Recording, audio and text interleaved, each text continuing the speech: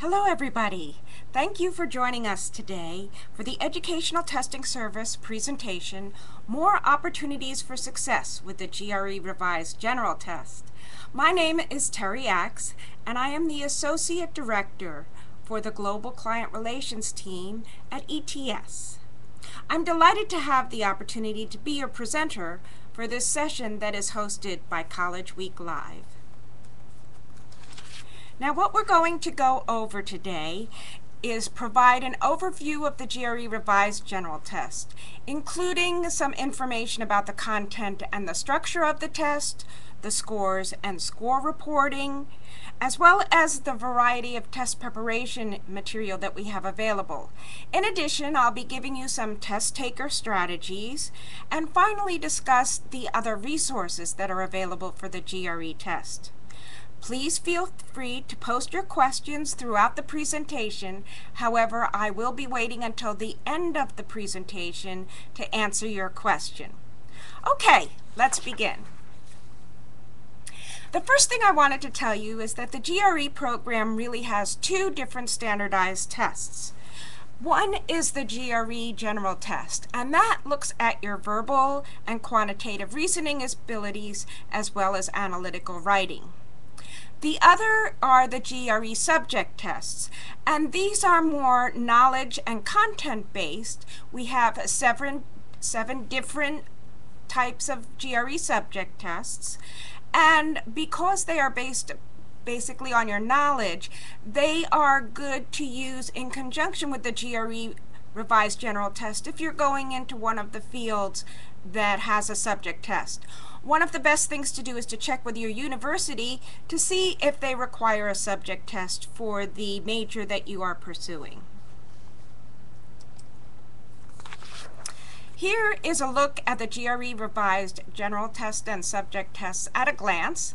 The Revised General Test is computer-based, and in some areas of the world where we can't offer it via computer, we do have a paper-based option. It is offered on a continuous basis for the computer-based version, and for paper-based, October, November, and February.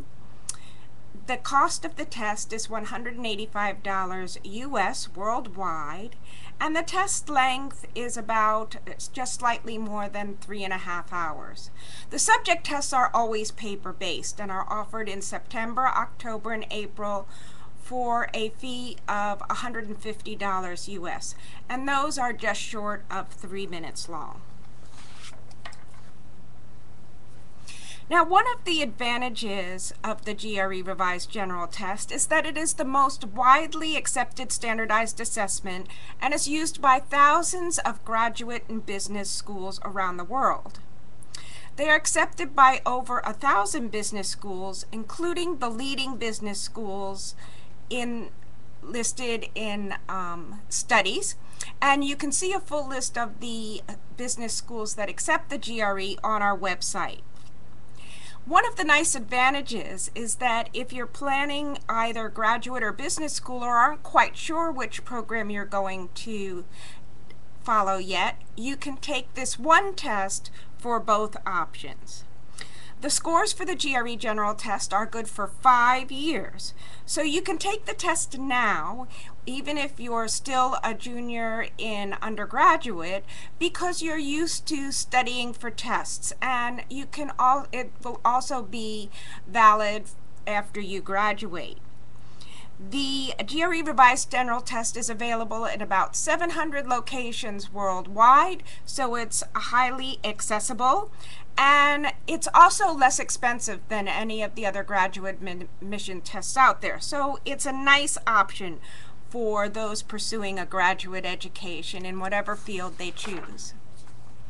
Another couple of advantages are that we have introduced a score select option that I'll be talking about a little bit more in a few minutes later in the presentation, but it allows you to send the GRE scores that reflect your personal best, and therefore you can approach the test day with more confidence.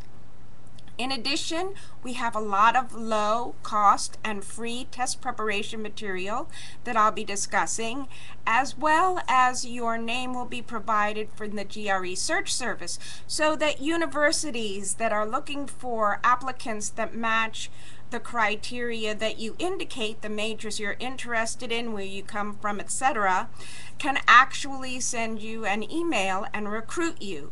In addition, we have something called the ETS Personal Potential Index, which looks at qualities, personal attributes above and beyond just a test score. So it gives them a broader picture of exactly what you have to offer a graduate program. And again, I'll be discussing this a little bit later in the presentation as well. So when looking at the GRE Revised General Test, and really the majority of tests are computer-based, we only offer the paper-based test in locations where we cannot offer a computer-based test, generally because they can't maintain the electrical connectivity throughout the entire test. So we still want to make the option available, and we do have that paper-based option available.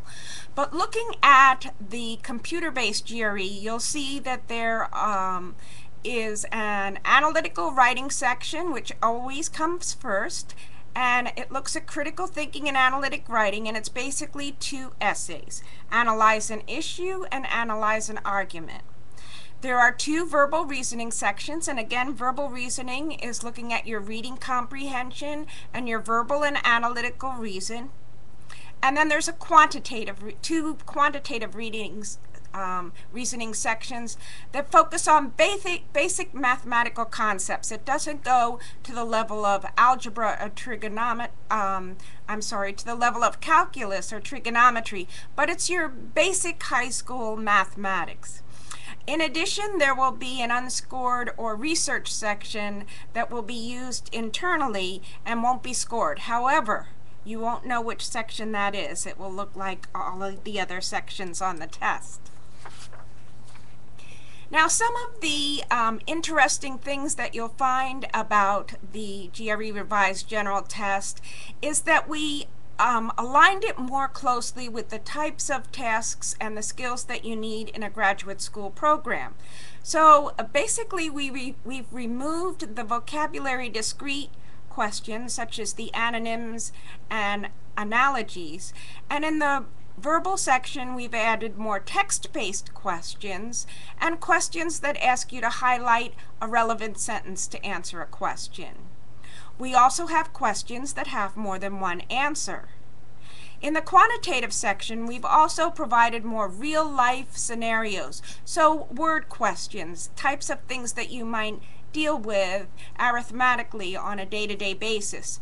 We've also included additional data interpretation questions where you would look at a graph or a chart and answer questions based on the information that you see there.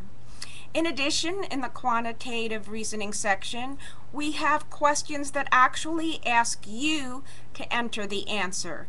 In other words, instead of choosing between A, B, C, D, and E, you actually put in the response based on the calculations that you've done. Now, when you look at the revised general test, for the reasoning and quantitative reasoning section, it's delivered on what we call a computer-based platform, a multi-based platform, which means that each section is adaptive within itself. So you take a verbal section, for example, that's a middle difficulty, and depending upon how you do on the first verbal section, it will determine whether your second verbal section is of equal or greater or equal or lesser difficulty. However, each correct question counts equally to your final score. So therefore, your performance does not necessarily affect your final score. Both sections are important since the final score in each measure is based on the total number of correct answers and also the level of difficulty. Now there is a 10-minute break after the third section of the computer-based test, so there will be the analytical writing that comes first, and then there'll be the verbal and quantitative sections can come in any order. There's also a very short 1-minute break between the other test sections. During the 10-minute break, we recommend that you go to the restroom if you need to, and also replenish your supply of scratch paper if needed. It is wise not to leave the testing area during any other points of the test because the clock won't stop and you'll be losing time. So it's good to plan your time wisely during the testing process. Now, one of the nice things about the test is the test design, and we believe that the new test design offers a better test-taking experience. First of all, I mentioned that the test content is aligned to the types of work that you will do in graduate or business school. Second, you'll be able to use more of your own traditional test-taking strategies because you'll be able to navigate throughout the entire section. You'll be able to skip questions, mark questions and go back to them later, change answers on questions, etc. You can also look at all the questions within a section and then go back to answer them. Another welcome change for many test takers will be an on-screen calculator that will be provided during the quantitative reasoning measure. This will be a regular 4-function calculator that you can use whenever you are working on the questions in the quantitative section, and that's because it's not exactly that we're looking to see how well you can add, subtract, multiply, or divide. We're actually looking to see if you understand how to get the answer rather than how to do the actual computation. Okay, so here's a sample of the screen for the quantitative section with one of the questions that asks you to enter one of the numerical entry questions, and it shows the calculator as well. And if you look up in the right-hand corner, you can see that how you can move freely within the section. You can review answers, mark answers. You can use the on-screen calculator and go backward and forward within this section as well as the verbal section.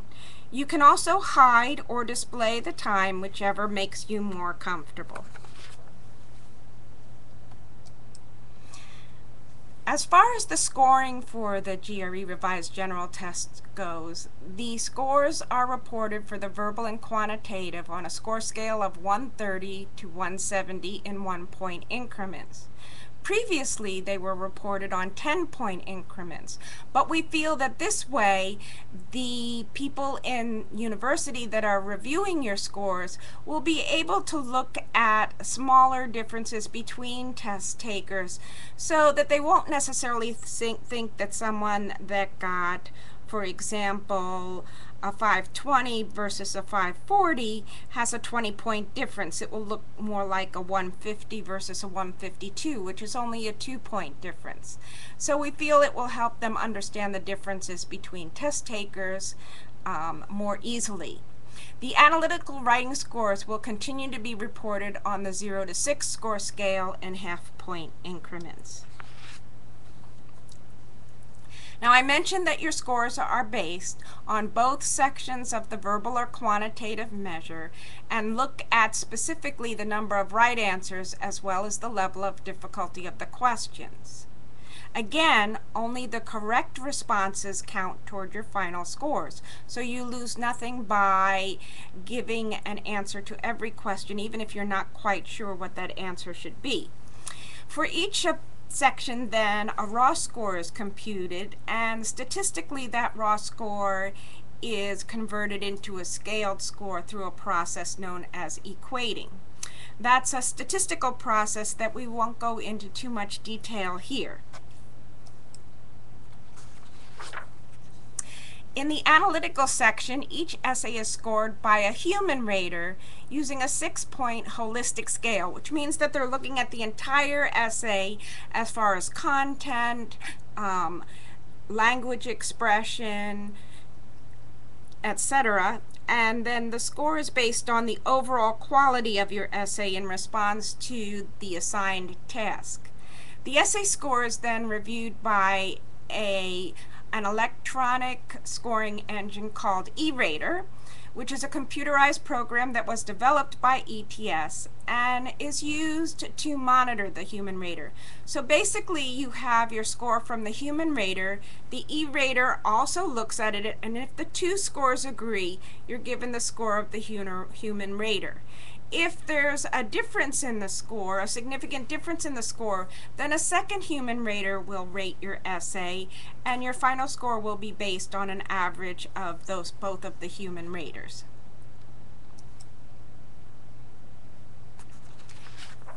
When you've completed all the test sections, you're going to be asked if you would like to report or cancel your scores.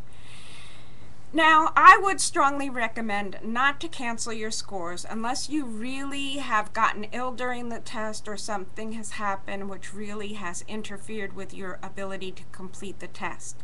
If you cancel your scores, you're not going to see your unofficial scores for the verbal and quantitative section, and you're also going to lose the test fee.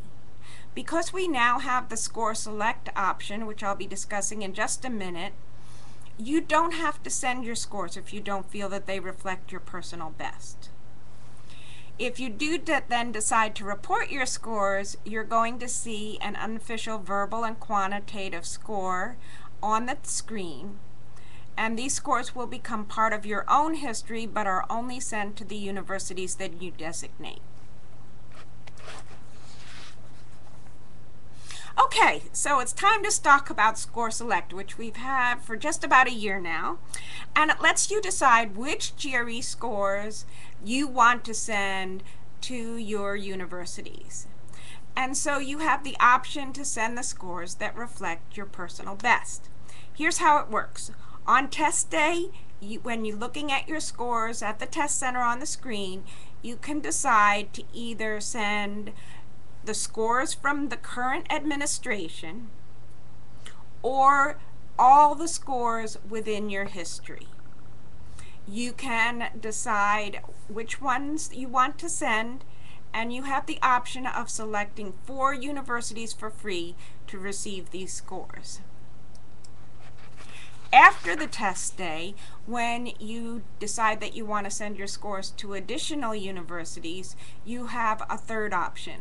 So you'll have where you can send your most recent administration, all the scores in your history, or a selection of scores. So let's say you've taken the test 3 times. You can choose to send only 2 of the scores, all 3 of the scores, or just the scores from your most recent administration. One thing I want to tell you and make perfectly clear is you need to send all 3 scores from each administration. So you'll always be sending a verbal, quantitative, and analytical writing score from whichever tests you decide to send to the university. Okay, now you always have the option to take the test again if you take it, say, as a junior in the spring, and that's actually a good time to take it because it allows you to see what your scores are and determine if they have reached the level that you want, or whether you want to try to get a higher score by taking it again in the summer or in the fall and still meet your admission deadlines. You can choose not to send that first administration's worth of scores and take the test again. Right now, you can take the GRE Revised General Test once every 30 days and up to 5 times within a 12-month period. Scores are reported online in your GRE profile about 10 to 15 days after your test administration. And you can always see all of his scores within your profile. Even if you choose to send only certain scores to a university, all of your scores will remain within your own personal profile. Once you've designated a university to receive your scores, they will be sent also within 10 to 15 days.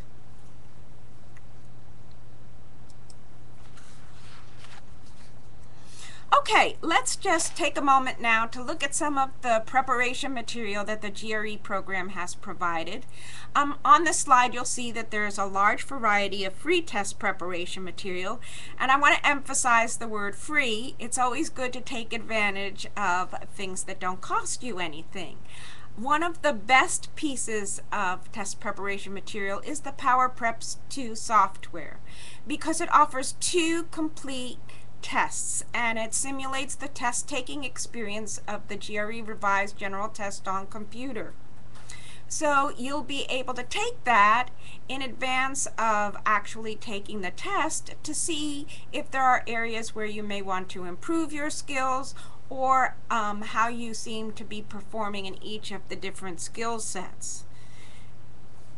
In addition, there is a practice book for the paper-based GRE if you're in an area that is not giving the computer-based test. Another great free resource I want to mention is the math review. Sometimes, because a lot of the math is based on high school math, you may have forgotten some of the formulas in geometry, for example. I know that's what happened to me after I finished my undergraduate experience. So the math review was very helpful to me when I took the GRE test, just to refresh my memory on some of the different ways you can calculate different things. We also have a math conventions so that you can learn more about the mathematical assumptions. In addition to what we have available for free, we also have some material available for purchase. The official guide includes 2 full-length tests as well as the PowerPrep software, and also additional questions along with answers and explanations, and some of the analytical writing topics and responses with different rater commentary, so that you can see how they might be rating your essays when you take the actual test. The official guide is also now available as a mobile app for iPhones and iPads.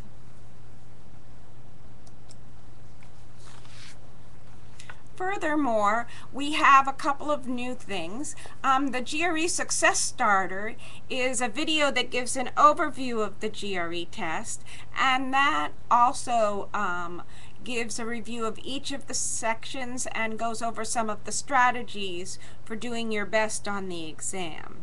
This is also available for download from our ETS score.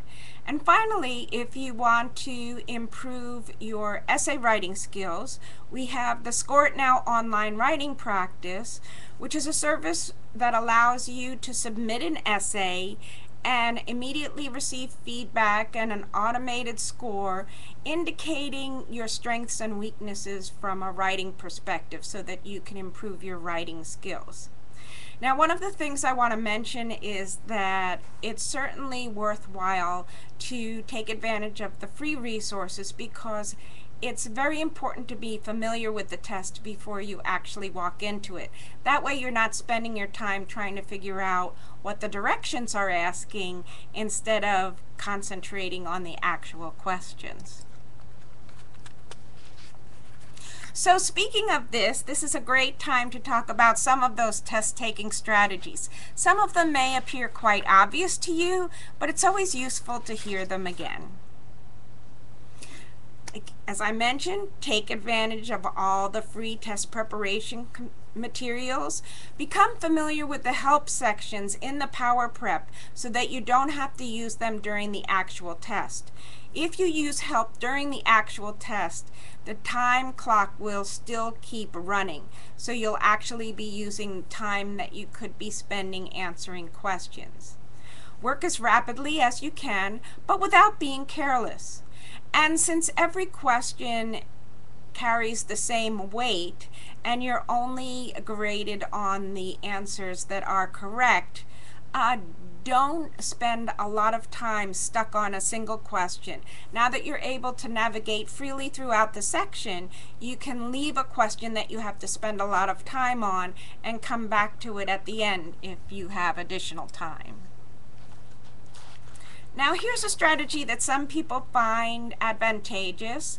It's not one that I use personally. Some people like to go through the entire section and look at all of the questions before they go back and start answering them. Personally, I prefer to start at the first questions, and as long as I can answer it, I keep moving right along. If I become stuck on a question, then I leave it blank, continue to move on, and return to it at the end of the test. Again, since to maximize and get the best score possible, it is better to guess at an answer than not respond at all.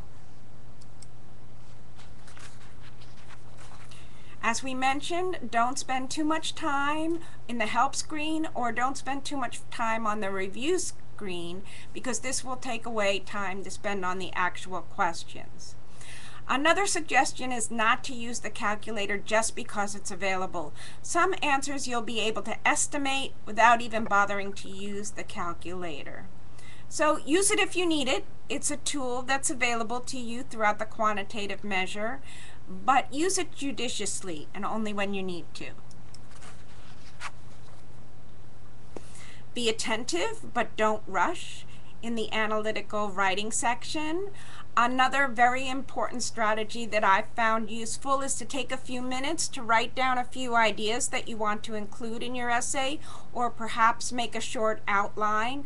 What I find is when I read a question, I might have some various ideas. If I just jot them down, then when I start writing, I remember to include everything, because sometimes when you actually start writing, you might forget an idea that you came with right up front. So that's a strategy that's worked very well for me. And do try to take a few minutes at the end of each of the essays to look through it and check for obvious errors.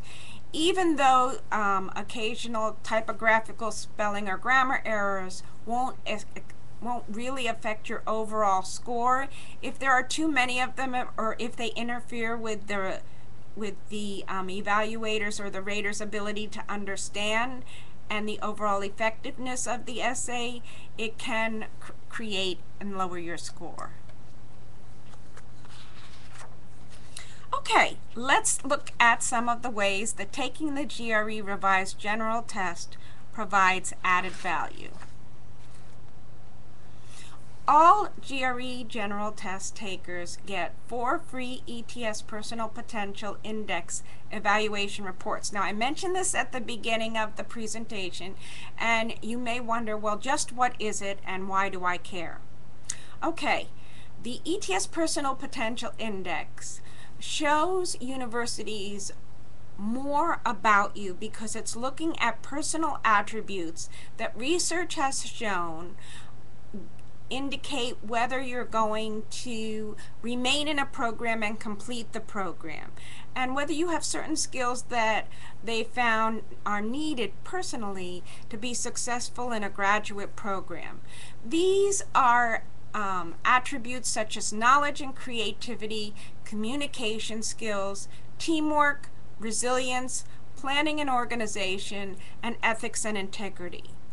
Now, as you can see, these skills are not going to be shown by a simple standardized test score.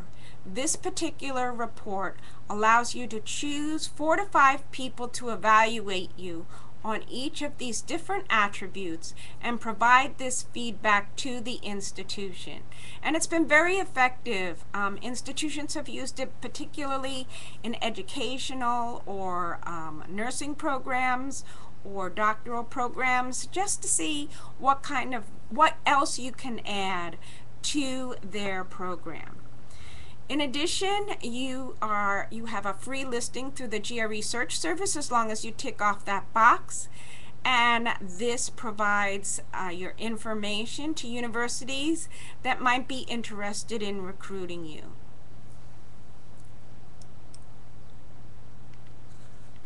Okay, there's a lot of other resources on the website that I want to point out to you. www.takethegre.com is designed specifically for students or for test takers of the GRE. So it's a very useful website that you can get to all different places. And we also have a test page on Facebook so that you can ask additional questions and interact with other test takers around the world.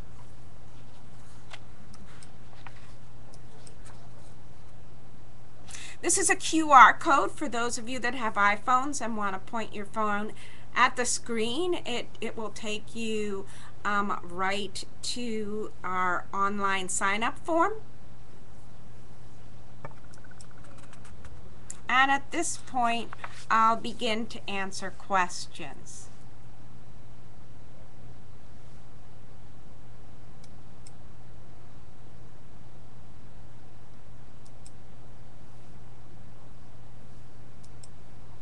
Okay, we have a question asking, at what point of time do I get to choose the 4 universities to receive my scores?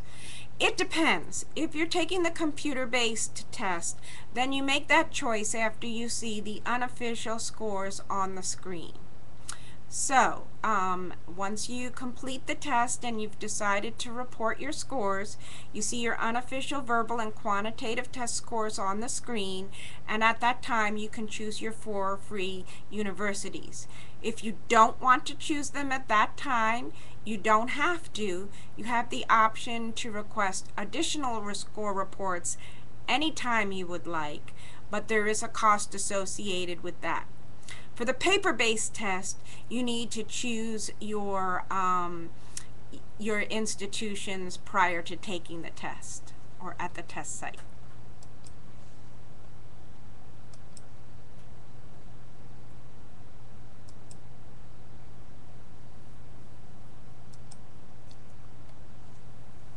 Okay, the GRE, as I mentioned, is offered. There's a question about the location of various test centers. The GRE test is offered at 700 different locations around the world, and you can go right to the GRE website for a list of the locations by choosing your country from the drop-down menu. So just go to that. www.takethegre.com, and you should be able to find a listing of the test centers.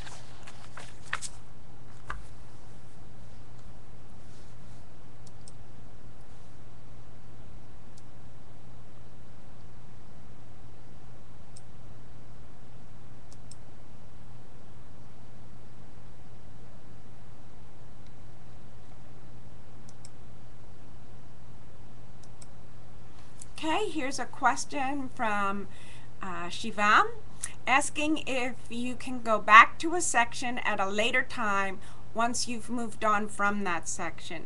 That's a good question. I'm glad you've asked that so I can clarify that. You can only navigate within a particular section. So once that section is finished and time has been called, you may not go back to a previous section.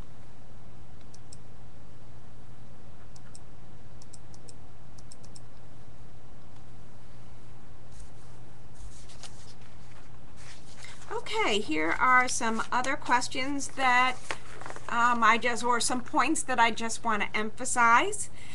What do test takers need to know about the GRE Revised General Test? I just want to emphasize this. Remember, it's accepted by more institutions and provides more options and opportunities for test takers because it can be used for both graduate and business school, and it's the only test that can be used for both of those purposes. It's the only test that has the score select option for graduate purposes, and the score select again allows you to send the scores that reflect your personal best to the university. It allows a friendly test taker or a good test taker experience where you can use your own test taking strategies because you can navigate freely within a section, you can skip questions, you can go back and answer them later, etc. It also provides the calculator, which is a very nice plus.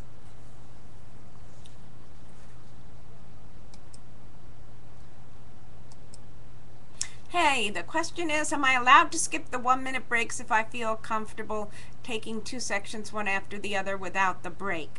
I'm not 100% sure it's a 1-minute break. It just might be the transfer from one section to another. If you look at the GRE website, I'm sure it gives you additional information as far as that's concerned, but 1 minute goes very, very quickly.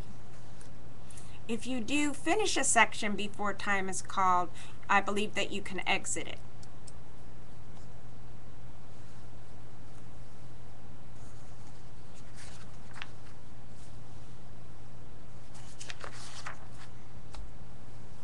Okay, let me just point out again our free test preparation material, the Power Prep 2, which has 2 full practice tests.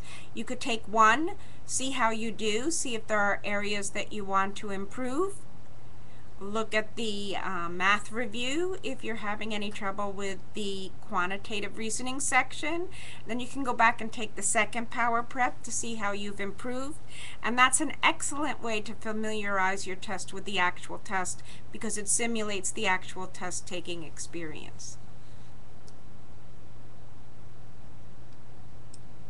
Okay, question has come up. Can we retake the GRE?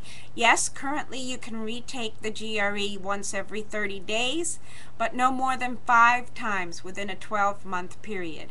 And really, if you need to retake the GRE, make sure that you look at what your scores were and what area that you might want to try to improve your skills before retaking it.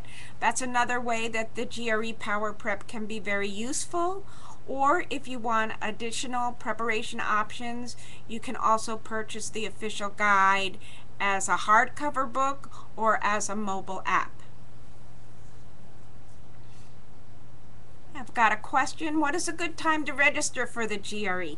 And that's a great question too, and I didn't go over that. Basically, many of the application deadlines are in the fall. So during the fall, there are a lot of people taking the GRE. So basically, as soon as you know that you want to take the test, you should register for it in order to get your preferred test date and location.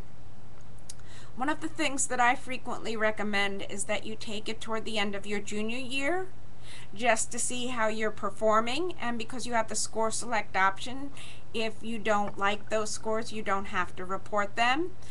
And if you do want to then take the test again, you can take it at any time during the summer or in the early fall. Summer is a relatively slow volume period, so that's a good time as well.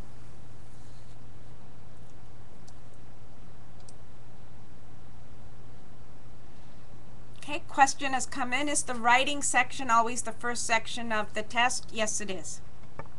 The analytical writing section is the first section on the GRE Revised General Test.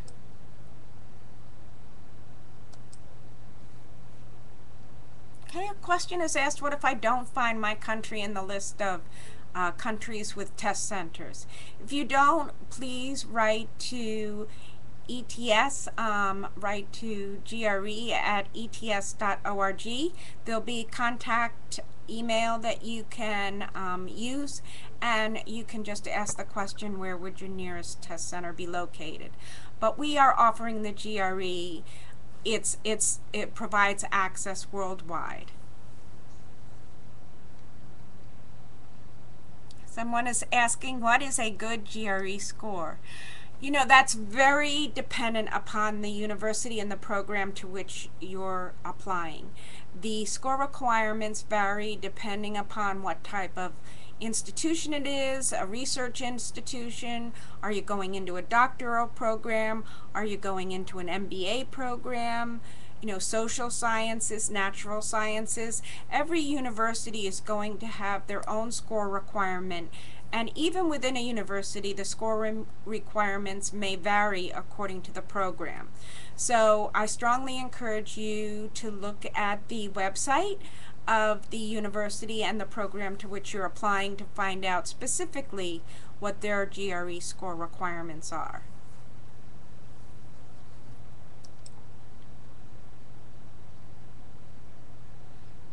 Okay, someone's asking which score will be considered, your highest or your latest one. Again, that's something that varies according to the university's policy. Universities that I have spoken with generally look at your highest score. If there's been a very large difference, they may ask you to explain it. But again, with Score Select, you only have to send the scores that you want to the university.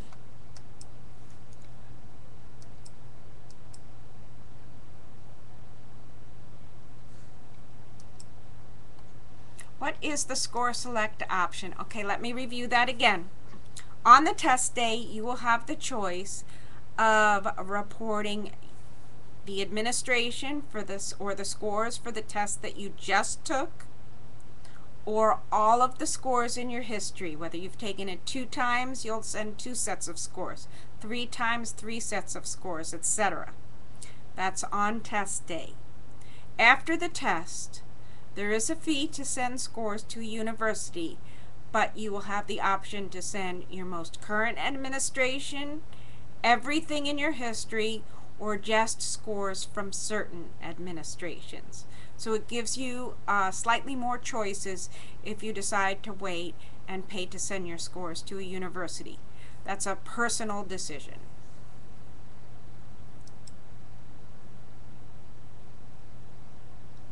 How much time do I need to prepare for the GRE? It varies person to person. That's one of the reasons why I do recommend that you take the Power Prep and see how you perform on each of the different sections and what areas you might want to work on to improve your scores, and then work on those sections. Obviously, because it's verbal reasoning, the more you read, the better you're going to do. You've had academic reading in your undergraduate studies, so you're already used to reading material in your subject area. Continue to read. That's always helpful. Within the quantitative section, we have the math review. And, as you go through your daily lives, you're using math on a regular basis. So that's something you continue to use. Writing, it never hurts to perhaps try that Score It Now, or if you have an opportunity to write in a journal on a daily basis. Anything you do to work on those skills is going to be helpful to you.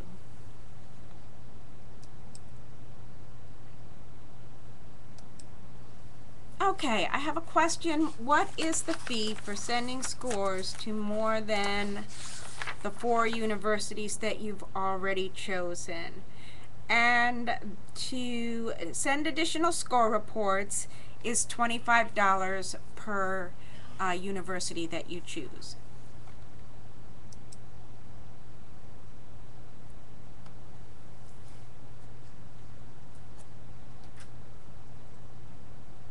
Again, I want to mention those newer options that we have for test preparation. The official guide is now available as a mobile app, so you can study anytime, anywhere, and that is available actually for $4.99 at the App Store.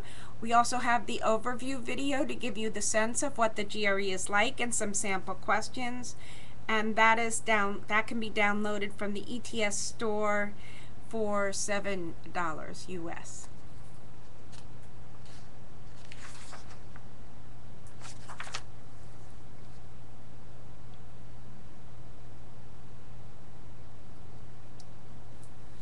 Okay, I'm not seeing any more questions right now, but I do want to go over one more thing before we conclude the presentation.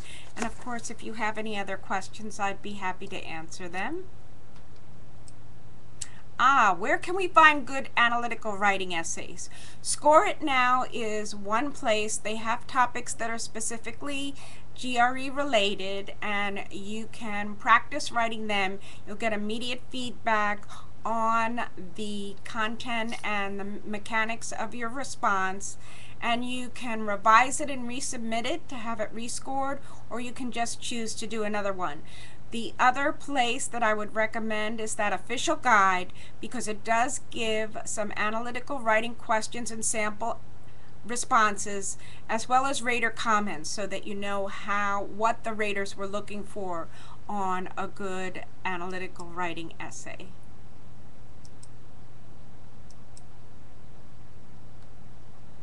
Okay, a question. Do you need to write the GRE to study for a PhD? Most programs do ask for the GRE. Again, you should check with your university to find out what the requirements are, but the ones that I've spoken to, certainly within the United States, definitely do.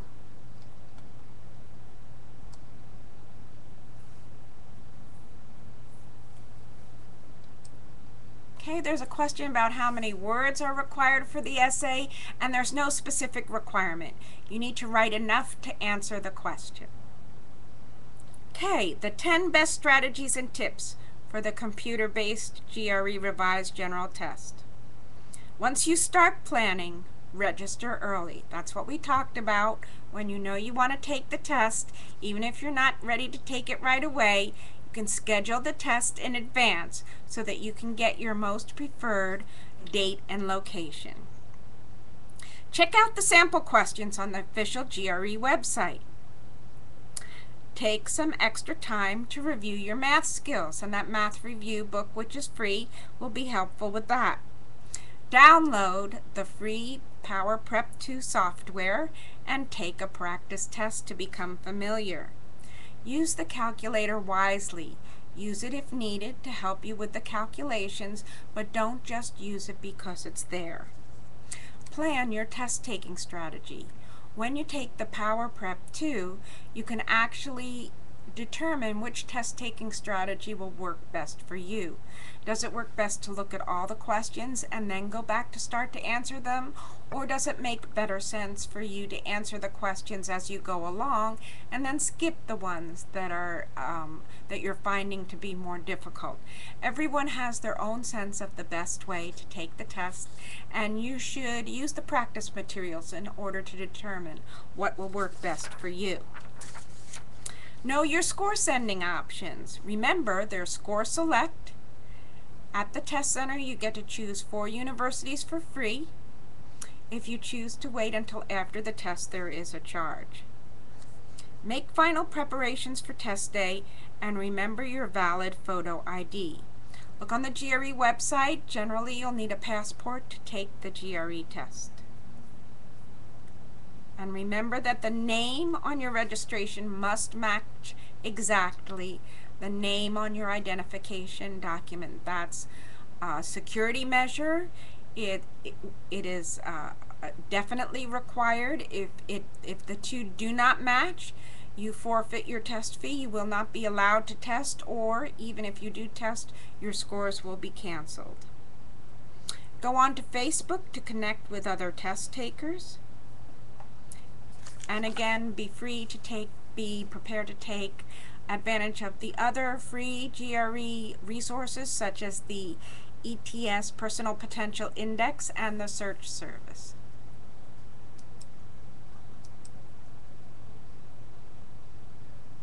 There's a question about payment options for the GRE. Again, I would look at the GRE website to make sure what the options are for people within your country.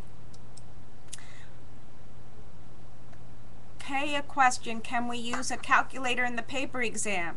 Yes. ETS will provide you with a calculator if you're taking the GRE paper-based exam. Do I get pencils or pens along with the scratch paper? Yes. ETS will provide you with the writing materials as well as the scratch paper. You won't be permitted to bring any of those items into the testing area.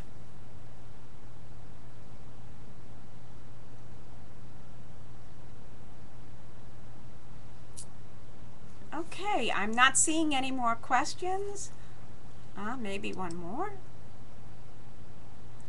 Another question about the kind of score that you need to get into a program, and again, I encourage you and definitely recommend that you check with the specific university and program. There's a large variation in the score requirements between different universities and different programs. So you want to make sure that you know what's required at the university and program where you would like to apply.